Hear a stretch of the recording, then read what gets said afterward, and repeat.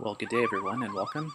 I just wanted to put together a quick video today to help some of you users out there who are using Garmin GPS and maybe having some difficulty getting new tracks from friends into your device, or even creating your own tracks before you head out on the trail. One of the groups I've been following from Newfoundland, it's called Ride the Rock Adventures. There's been quite a few people getting into the sport, I guess fairly new to the sport, or maybe new certainly to the GPS portion. As of late, I've been seeing quite a few posts, people asking for trails or tracks or waypoints or suggestions how to get from point A to point B. And even once the files are shared, they're having trouble. How do I use that with my GPS? What I decided to do today, I've been helping quite a few people one-on-one. I've had a friend back home ask if I could put together a quick tutorial how I do it, and he's found it quite helpful, and I thought maybe I could put it together to share a little bit more openly with the group here in case it's of any value. So before we start, there's two pieces of software that you would likely need. I guess one is software and one is really just a web page, but first and foremost, most people today are using a GPS made by Garmin, I would say. The portion who are not using a Garmin GPS, the other group would most likely be using a smartphone of some kind, whether it be an iPhone or an Android, and have some kind of map software on that. But I'm thinking if anyone is using a handheld device, probably 90% of them have a Garmin device. So as do I. So this is why I'm suggesting this particular piece of software. So just do a quick web search for something called Garmin BaseCamp. Now, if you've had a Garmin for a while, and your computer is old and dated, you might have something on your computer called Garmin MapSource. This is the new version. They're very similar, but if you have MapSource and it still works, don't worry too much about it. You can keep using it. So once you come to this page, Garmin BaseCamp software, just scroll towards the bottom. You'll see download for free. So if you're on a Windows, you would click on this download now, and if you're on a Mac, you would click on that one. That's the first and foremost, so I'm not going to talk you through how to download and how to install. I would assume you know that part. And the second thing that I use quite often, and this is my preferred method, is just simply a free web service, just Google Maps, which I'm sure most people know about. So get yourself, if you don't already have, get yourself set up with a Google account. And if you're not familiar with what that is, if you have a Gmail account, you already have Google.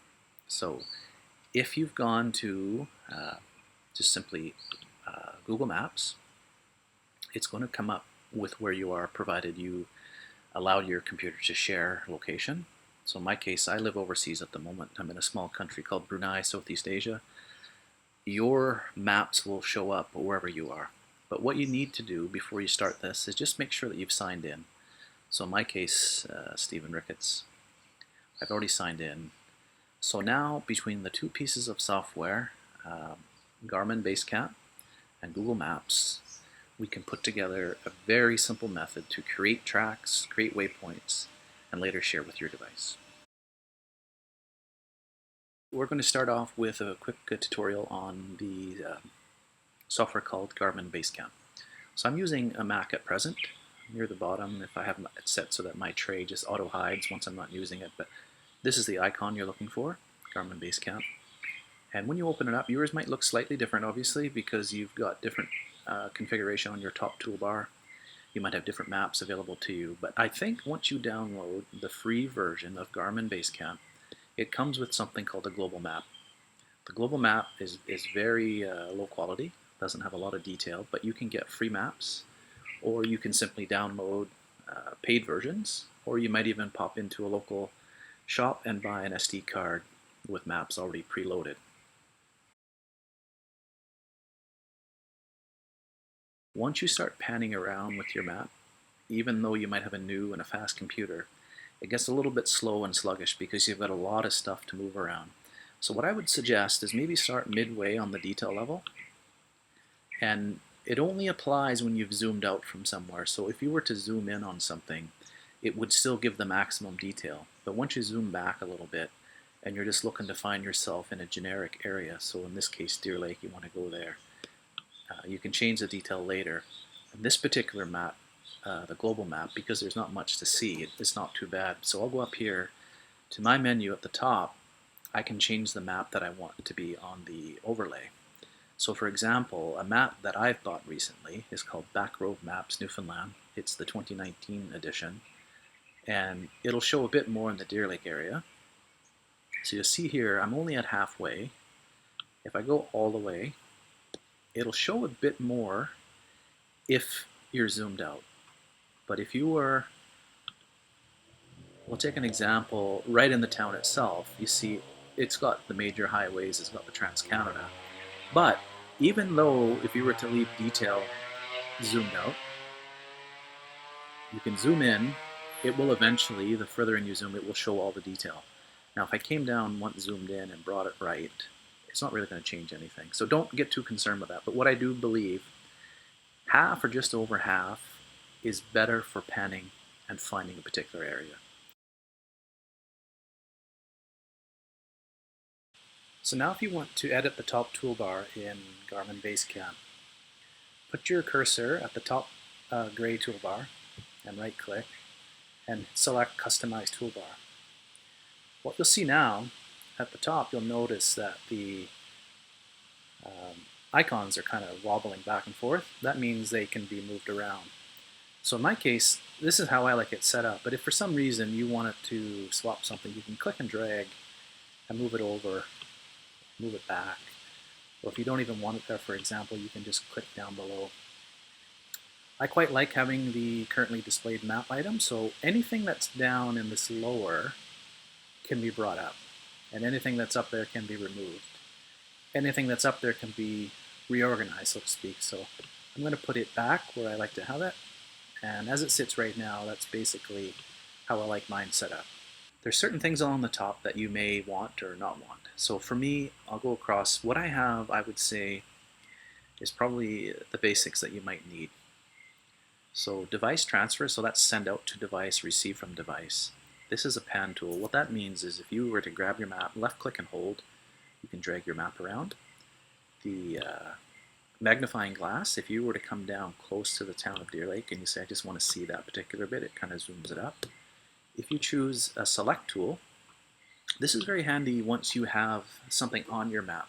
So what I'll do is I'll turn on my collection just temporarily, and you'll see a whole bunch of stuff up here. So under here, I can assume there's several tracks. You see there's a grayish one, a blue, magenta. So if you've got the select tool, which again is this one, just select on it. And what it's saying is underneath your cursor, there's 3 different options. So I'm going to select this one. It turns blue, and what it's telling me is the name of the track. So I named it 05, so that's day 5. Deer Lake Sinkhole to Corner Brook. A planned routing of 115 kilometers. Now underneath that is the actual information. So number of track points it recorded was 671. It was 115 kilometers, the total ascent, total descent, and so on. So that's where the select tool is handy. It just highlights what you want. If you also had something like a waypoint, you could click on that. And once it's highlighted, you could click and get some more information and so on. So that one is handy to have. The other one is measuring tool. So if you're wondering how far, maybe from this track to that track, you click and drag. So it's saying to go that particular distance, it's 444.89 meters. Just in case, if you're wondering, another thing might be handy. How far is it from my track here across to Deer Lake? So it's 358 meters, and it's 235 degrees magnetic to do that. That's quite handy if you're out and you're wondering how far across to a river or a lake, how far to the highway, and something like that. So that's that one. The next 3 are very important when you're creating your own database. So let's just say in this particular area where the highway crosses the Humber, you want to make a waypoint. So you'd select up in the top the waypoint tool. You'd come to your cursor and you'd tap. Now it's asking for the first time you do this, where do you want to save this? So it means in which list over here do you want to save? I always start in temporary files. Picture this as a bookshelf. The top shelf is this particular file set, and next one, and third, and fourth, and so on. If you create something called temp files, what it allows you to do later is go and create some stuff and organize. So once we create, for example, I'm going to say this is where I want to put that. And I want to call it 430. Maybe you want to say bridge. So you notice now it's down below in the list. Okay. If you were then to grab, or you still have the tool, it's still with you, maybe you want to say, click right here. What do you want to call that? We're going to say TCH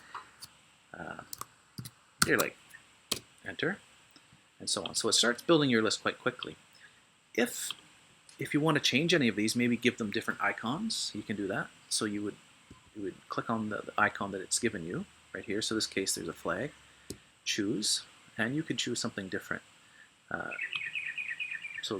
In this case, we won't use the bridge. That's for the one previously, so we'll change that. TCH. I don't know. You could create sort of a trend if you want all roadways to be a red marker. You want all water crossings to be blue. Maybe, for example, maybe this is where you can get some gas. So we'll give it a gas station logo. Then we'll come down to the bridge crossing, and that might be handy to scroll and find that bridge. We'll give it that one. And so that's done. Now, what you need to be careful of when you've got the Waypoint tool selected, now maybe it's very common, I do this a lot myself and it's a bit frustrating. You maybe think, I want to zoom that I want to pan my map now to go lower to see something. So let's just say you click and you try, say shoot. As soon as you release your cursor, it creates another waypoint. So as soon as you place the waypoint that you want it to keep, so what I want to do, I don't want this one now. So there's a couple things you can do. You can come down here where it's listed, right click, delete from my collection. I want to get rid of that. If you put it there and you say, yeah, I want it. Number two, there's two ways to delete. This is very important. If you know you no longer want this waypoint 2 in your to edit list, let's call that list, let's assume that list was called Deer Lake. You no longer want it in Deer Lake, but you may want to keep it in your overall database. So it's somewhere on the bookshelf, but it's not on the list where Deer Lake resides. So if you were to come down and right click and say delete, all that it does is delete it from this list. But just watch what happens if I go up and click my collection. You see how it comes back. So that waypoint still exists in your file. So this would be very much used probably, I'm going to just say there's an Esso gas station right there. You may not need it on this trip because you've probably gotten gas down at the Irving. But you want to overall say there's a gas station here, there's one there, there's one there. You might create all of that. You might then go around with restaurants. You might put hotels. But when you start finalizing your trip, and in this case we're calling it to edit, we'll give it a name later. This might be Deer Lake to Corner Brook 2021. And I don't need everything that's on my bookshelf. I just want one shelf dedicated to that particular trip. So that's all to say that if you deleted it from your collection, it's gone. So I'll go back up to my collection. And I'm going to use the select tool, highlight. You see how it appears down here. I want to right click now, delete from my collection. It'll never appear anymore. So now no matter which shelf you go to, it doesn't appear. So that's the difference between delete and delete from collection. So continuing on now with the tools at the top of BaseCamp, there's two others. We had a quick look at the Waypoint tool. There's two others that you might use here, but I think you're going to see in a little bit we'll use them elsewhere to create this. Create a route. That's not the greatest for off-roading. What it does is it creates, I would say, a route more so for if you're driving in a car. It would say head west on the Trans-Canada for 38 kilometers and then turn right at Highway 430, continue on 5 miles to your destination, kind of deal like that. It's similar to what you would see in a Garmin automotive GPS or something like that. You're not really going to use that if you're off-roading on unmarked roads. What you will use is the Garmin track tool. So the two little footprints, you click on it, and it's going to tell you now to create a track.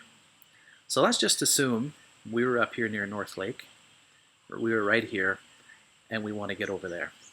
So there's a couple things you can do. You can click and hold your left mouse. I don't find this one to be as easy, but you basically have to trace along the road. Problem is, if your mouse juts off for a second, it places the track over there. Continuing on with it, you can just click. So what I tend to do is just click on the major bends in the road. And this, for the most part, is fine. What you need to realize, once you create a track, say that was all we need to do, you can just right-click, and that's now done. So what it does down here in the bottom, it saves that track in the edit list. That's where we were. So I probably should have said that. We place our cursor here under to edit, highlight it so it's blue, and then you come up to the track tool. And you would click, click, click, something like that. Right click, and that's a second track. So it places it in the submenu of this particular file set. Now you can double click on those and you can change some things about it. So you could call it North Lake Bypass, for example. Now, if you wanted to know anything about this particular track that you've created, because you've created it on a computer, there's not a whole lot of actual information. But what it does have that would be probably most commonly used would be the leg distance. So from the first time you clicked, the second and third and fourth and so on. Meters between first point, second point, third point. That's a good one to know. And then your magnetic course that you would need to travel. Then, of course, you could get each waypoint associated with it. Now, maybe for that particular one, because it's near a lake, you might say, let's mark that blue. There you go. So the track is now blue along here. You'll notice the other one that we created. So I'm going to go back to Select Tool. And this guy, that's track number 2. Maybe you want to make that one red, and doesn't matter what we call this. We could just call that maybe test. Same deal. Tells you the distances, tells you the leg course that you would need to travel. You would get a little bit more information if you were doing this live with your GPS, meaning it's recording as you're driving. You would see time, the time of day that you were there. You would see speed, how fast you were going between each point. So that's kind of helpful. If someone shared a track with you, I really look at that a lot to get an idea of the time of year they may have done this. So if I see here June 30th, chances are it's a summer route. But now if it was February the 5th, maybe it's a snowmobile route. So you might want to reach out to that person and say, hey, I got this file from a friend. It looks like it was recorded by you.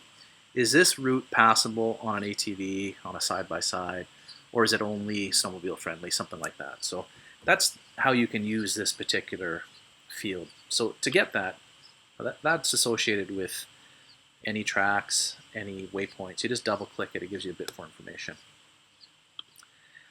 So just remember, anytime, as you've seen, because the track tool is highlighted, if it's still alive like this, meaning the 2 little feet icon are there, the next time you click, it's going to start drawing something. And maybe you didn't want to do that.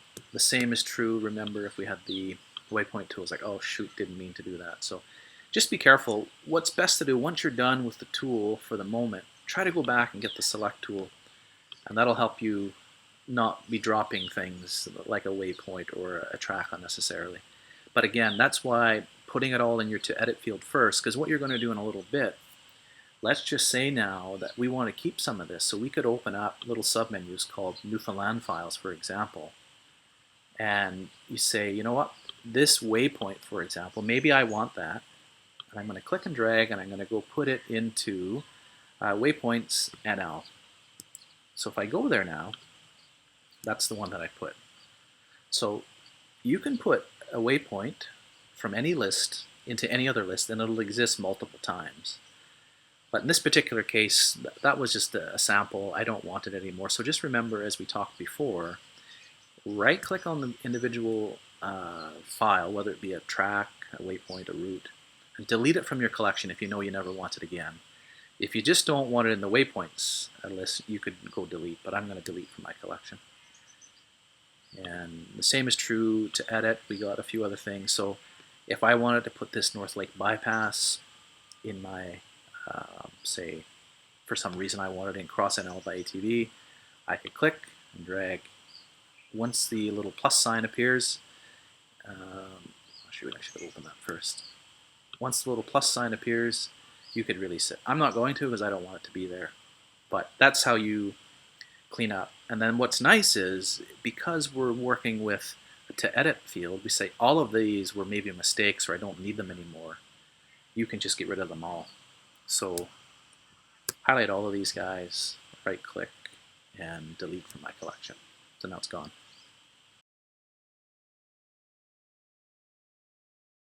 Let's have a look at some of the other maps that are available to you, just to show you the difference in detail that you would get.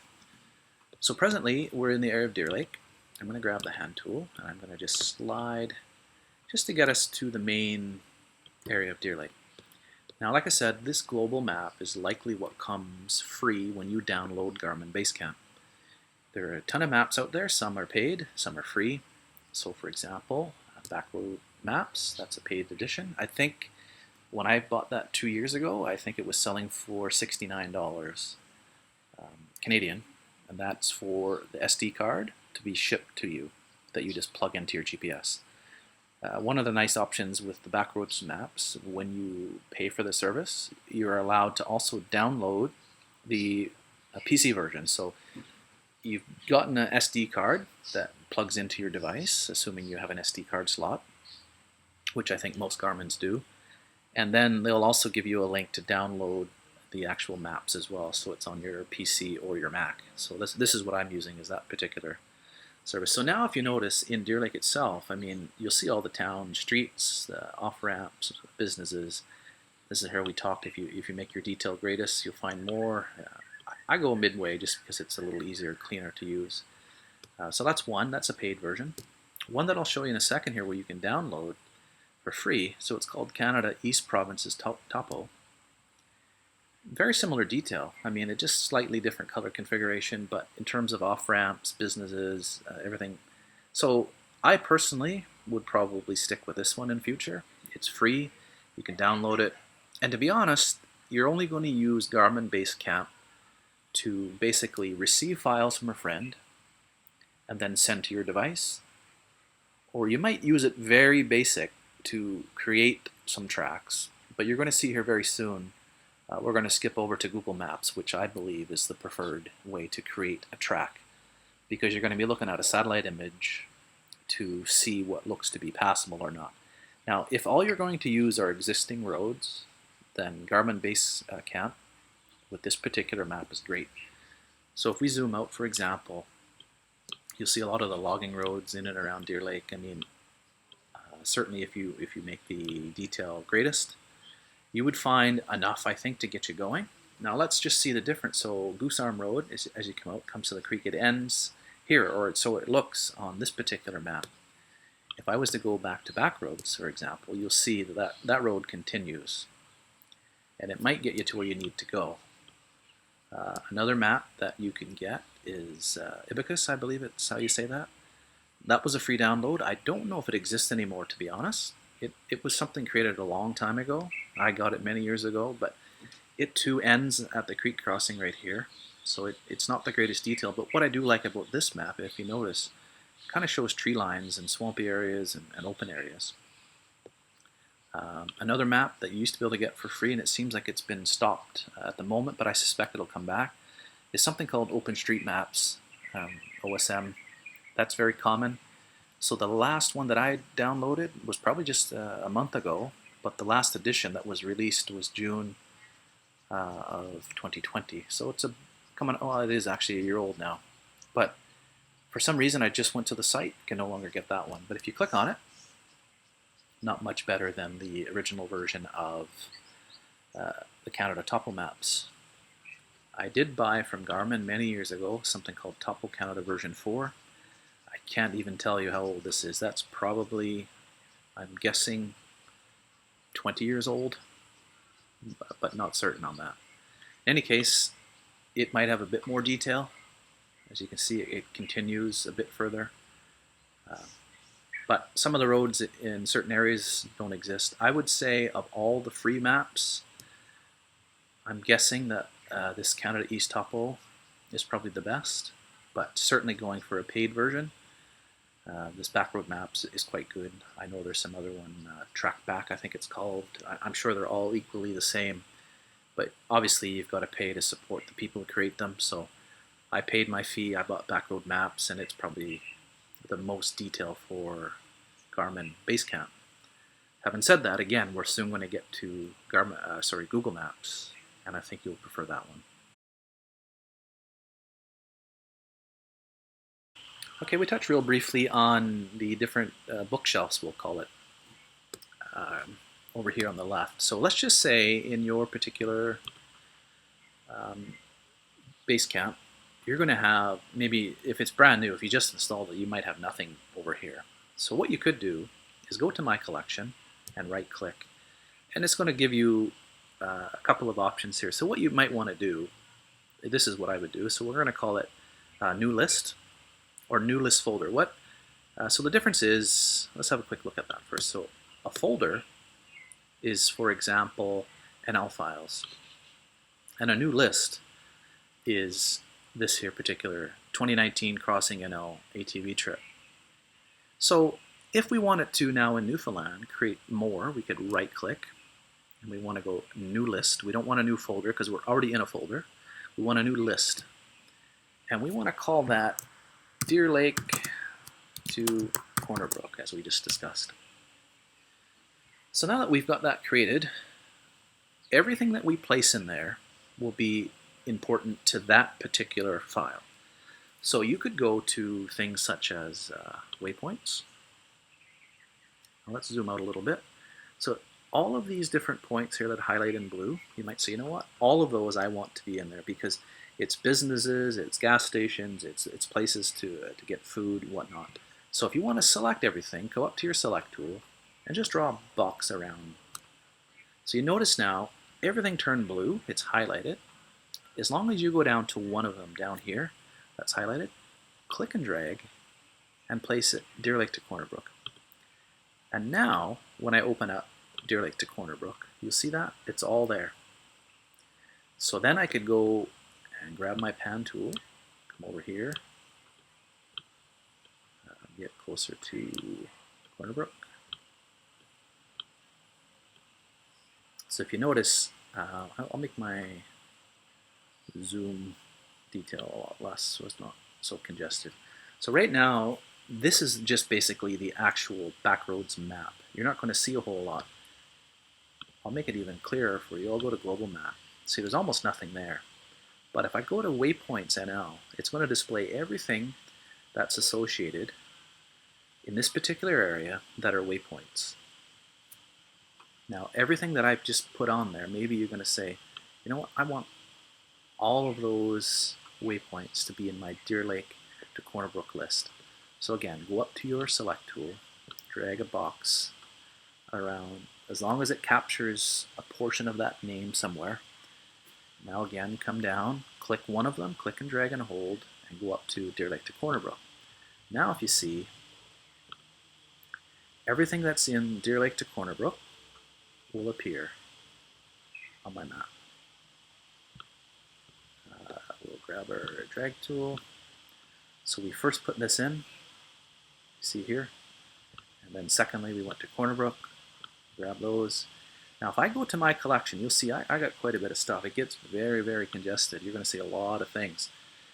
If you were to click and drag here with the select tool, you will do the same thing. You'll get everything. Problem is, any track that it barely touches, it's going to highlight.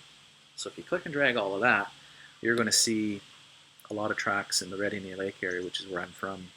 You're going to get all that as well, and you probably don't want it. So what I find a little easier to do is for the waypoints, click and drag a smaller area to get and move those over. Now to complete the Deer Lake to Corner Brook folder that we're going to, basically think of it like a file folder. You put in your waypoints for the Deer Lake side. You put in the waypoints for the Corner Brook side. We now need to have a track to get us between there. Again, I'm using the basic map because it doesn't look so congested to you. So what we need to do is go ahead and find a track that we once used. So in 2019, these are the actual tracks that I had driven. So if you don't know the name of it, you could grab the little select tool and click on the one that looks like it's going across. So I know the day 5 is the one that I want. That's the routing that I had done from Deer Lake up to the sinkhole. Then we came back down. We went out towards Goose Arm. We popped into Old Man's Pond and then eventually made our way into the hotel in Corner Brook. So that particular track, just remember, it resides now in actual tracks, but I also want a second copy, or third or fourth, doesn't matter. You can have hundreds of copies in every single folder, it doesn't matter. I want to put a copy of that one into the Deer Lake to Corner Brook. So now to get an overall picture of what you have available to you, I'd probably go back, turn on your more detailed map, which is back roads in my case. And you say, you know what, I got a lot of red boundary lines that are part of this map base, and that's part of the wildlife management areas. And you say, in this folder, this Deer Lake track being red is not ideal because it kind of clashes with the boundary line. So maybe a blue might be a better option. So you can make it blue. And now it stands out nicely. So as you zoom in, grab your pan tool, and ask yourself, if all I had on my GPS when I head out today is this, would it be enough? So I got all the files, waypoints for places to eat, sleep, get fuel, and then I have a track. So if you click on the track, see, yeah, that's what I need to do. That's how I want to get across. That'll get me everything that I need to eventually make my way into Corner Brook. Now the next step would be to take this particular file folder and send it to your device.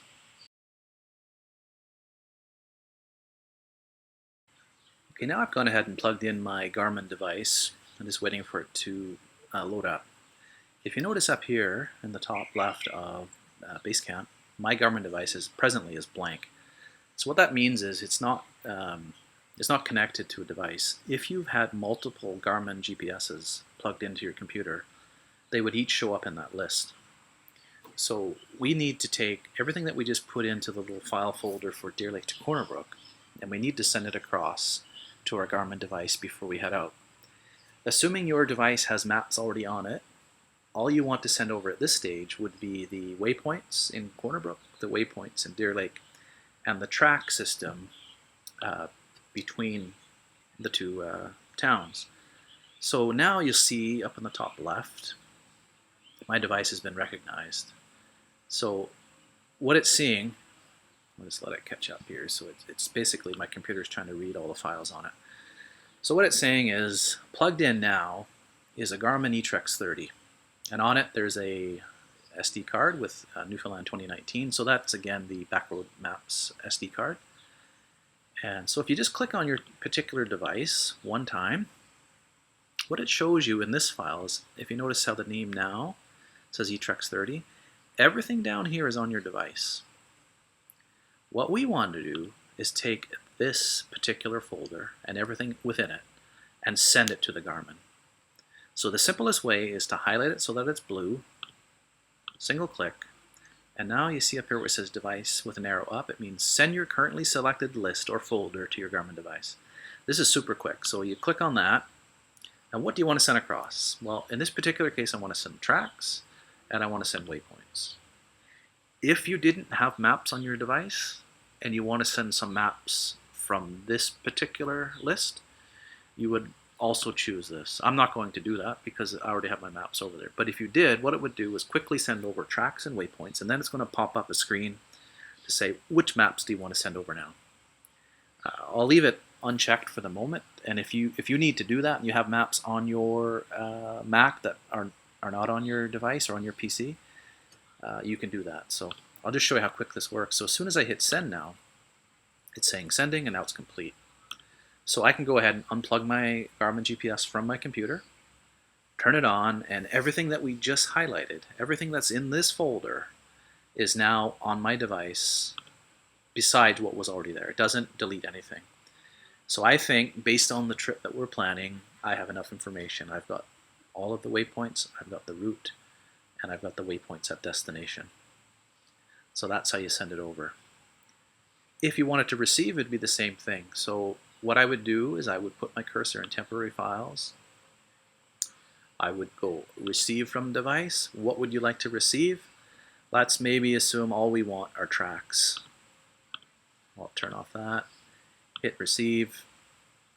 It's going to come in fairly quick. So now what it's going to say is recently read from the Garmin eTrex. So all of these things just came in. And I'm going to say I don't want those, so I'll clean that up in a little bit. But this is very helpful if you were out riding, exploring with no real goal in mind, and when you came home, you plug in your device and say, hey, where did I go today? Plug it in, wait for this to pop up, meaning it's connected. Go transfer from device, choose what you want. If you saved any waypoints while you're out, I would select that as well, but certainly your tracks. And when it comes in from your device, it's going to give it a name like this, current track with a date, current track with a date, and so on. So that's the only way to know at that stage, unless on your device you saved it with a particular name ahead of time. But generally, I wait till I get home to do it. On a computer, it's much easier. So just receive it, change it later, and let's just say this current track, for example. So we want to give that a name of test track, and we like it. We say, yeah, that's the track we want to keep, and maybe we want to put that track in the Deer Lake to Corner Brook area that we recently created, which is this guy.